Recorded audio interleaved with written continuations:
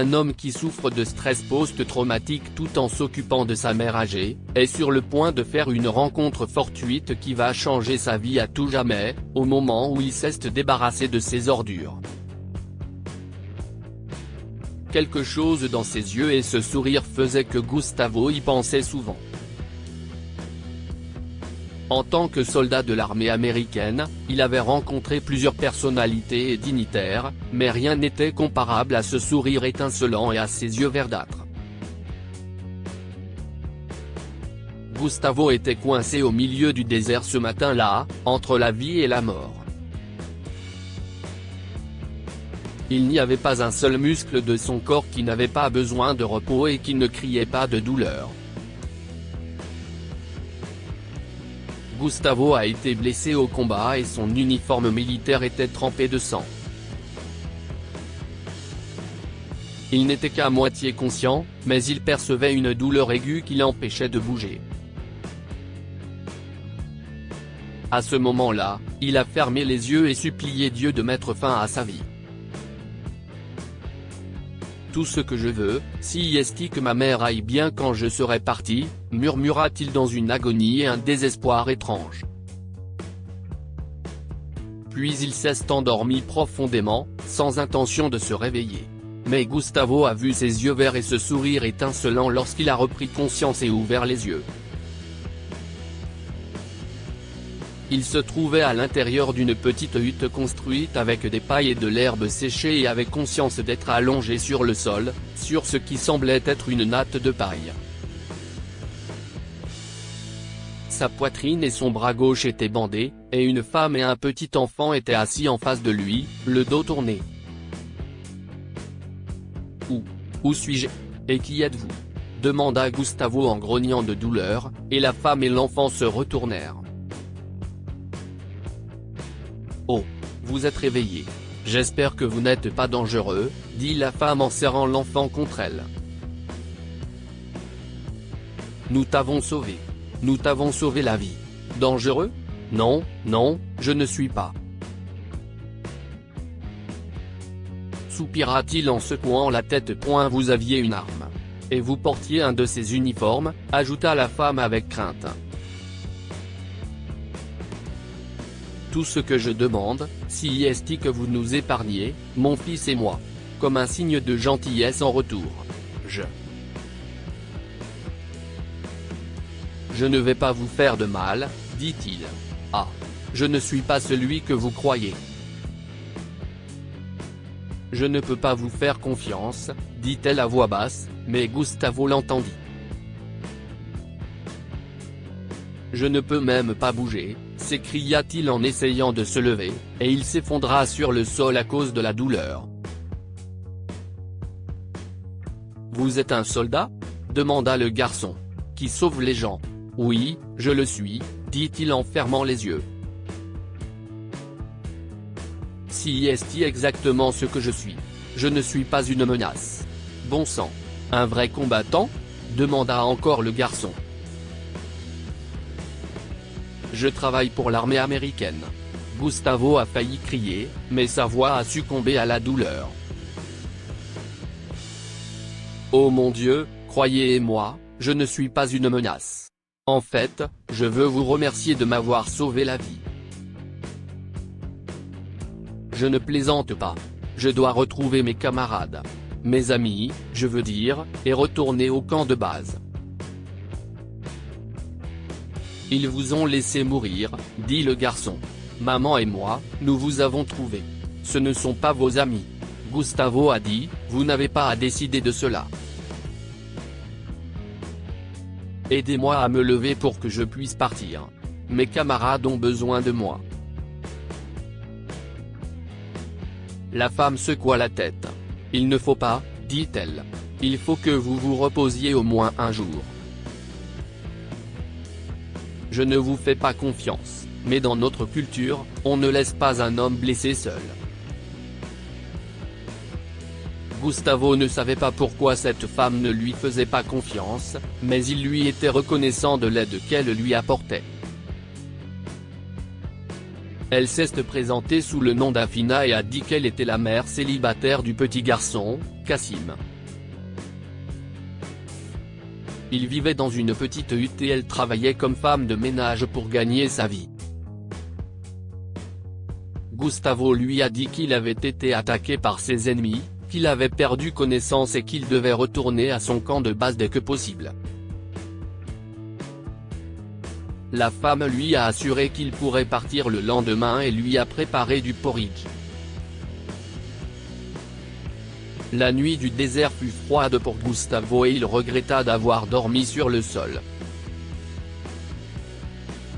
Le froid a aggravé la douleur et il a continué à se tourner et à se retourner jusqu'à ce que Cassim l'aperçoive. Il faut demander une couverture quand on a froid, soldat, dit-il en l'enveloppant de sa couverture. Bonne nuit, Gustavo. Appelle-moi par mon nom, s'il te plaît, dit Gustavo. Et merci. Je serai parti demain, mais je me souviendrai de toi et d'Afina. Vous m'avez tous les deux sauvé la vie. Mais Gustavo ne les a pas quittés le lendemain. Il faudra attendre une semaine pour qu'ils puissent marcher, et si est Afina et Cassim qui l'ont aidé à le faire. Ils l'ont guéri, et lorsque les amis militaires de Gustavo l'ont retrouvé dans sa hutte un matin, Gustavo a hésité à les quitter. Je ne vous oublierai jamais, dit-il à Afina et Cassim. Si jamais vous avez besoin d'aide je ne serai pas loin de vous, je vous rendrai votre gentillesse. Je vous le promets. Après s'être remis de la blessure qu'il avait subie sur le champ de bataille, Gustavo voulait retrouver la vie habituelle de l'armée. Il n'avait ni femme ni enfant, mais une mère âgée et malade à la maison. Comme son traitement était coûteux et que son travail dans l'armée était bien rémunéré, Gustavo ne se souciait même pas des dangers que comportait son métier. Cependant, le jeune soldat ne savait pas à quel point sa récente blessure avait affecté sa santé physique et mentale. Le comité médical a décidé qu'il n'était pas apte au service et il a été renvoyé chez lui. Les flashbacks et les cauchemars du champ de bataille le rendaient agité et l'empêchaient de dormir. Il passait souvent ses nuits assise à côté du lit de sa mère, admirant son visage pendant qu'elle dormait paisiblement. « Maman, lui dit-il un soir. Je veux que tu te rétablisses rapidement. Passer du temps avec toi me manque. Sais-tu que je pleure en ce moment même ? Je me demande si je pourrais retrouver une vie normale. » La mère de Gustavo ne lui a pas répondu cette nuit-là et il s'est assoupi sur le fauteuil à côté de son lit. Le lendemain matin, lorsqu'il se réveilla, sa mère dormait dans la même position que la veille, et sa main droite pendait bizarrement du lit. Gustavo a soigneusement positionné sa main, et quelque chose dans son cœur l'a fait sangloter comme un enfant. Il sut pourquoi il pleurait au moment où il serra le corps de sa mère dans ses bras et l'appela une dernière fois maman. Après la perte de sa chère mère, rien n'était plus pareil dans la vie de Gustavo.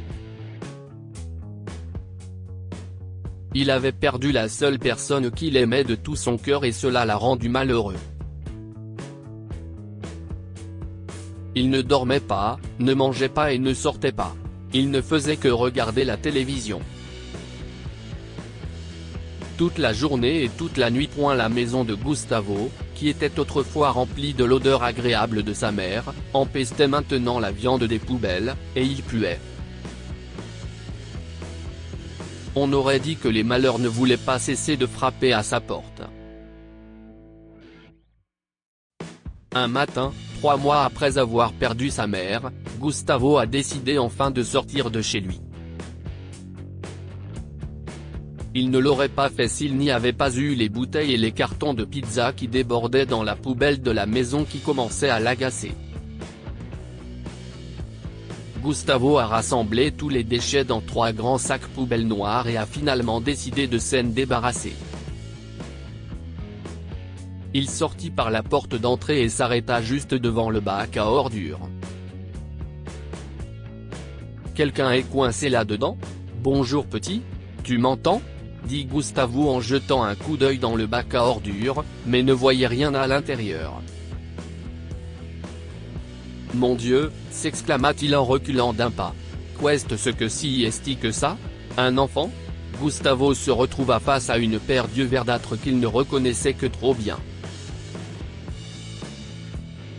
Et lorsque la silhouette aux yeux verts leva la tête, Gustavo reconnut son sourire étincelant. «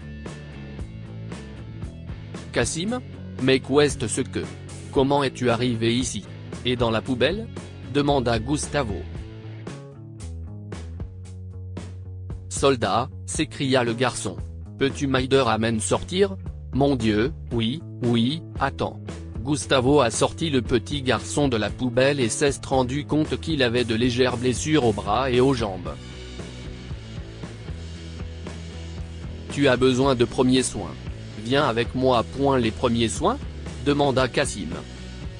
« J'ai besoin de bandages. Cela fait partie des premiers soins. Je me demande ce qu'on t'apprend à l'école, » répondit Gustavo en prenant à nouveau le garçon dans ses bras. « Tu dois m'appeler Gustavo, comme je te l'ai dit la dernière fois, » rappela Gustavo au garçon en pansant ses blessures. « Et pourquoi ne m'as-tu pas dit que tu n'allais pas à l'école quand nous nous sommes rencontrés ?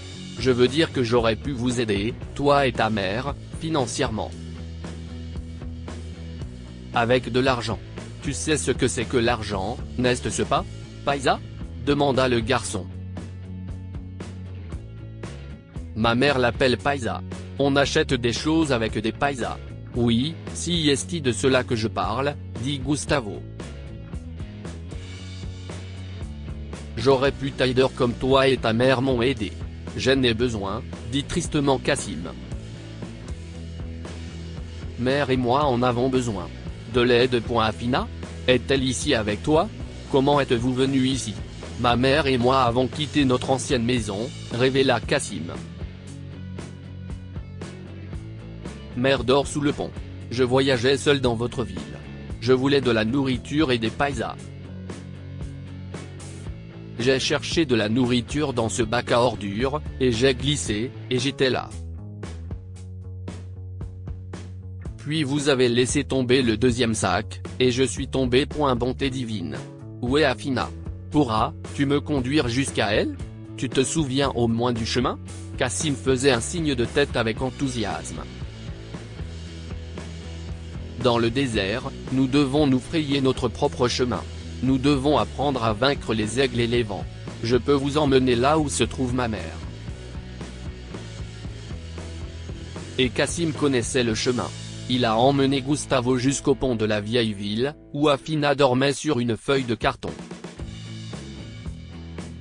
Ses vêtements étaient souillés et son corps était brûlant.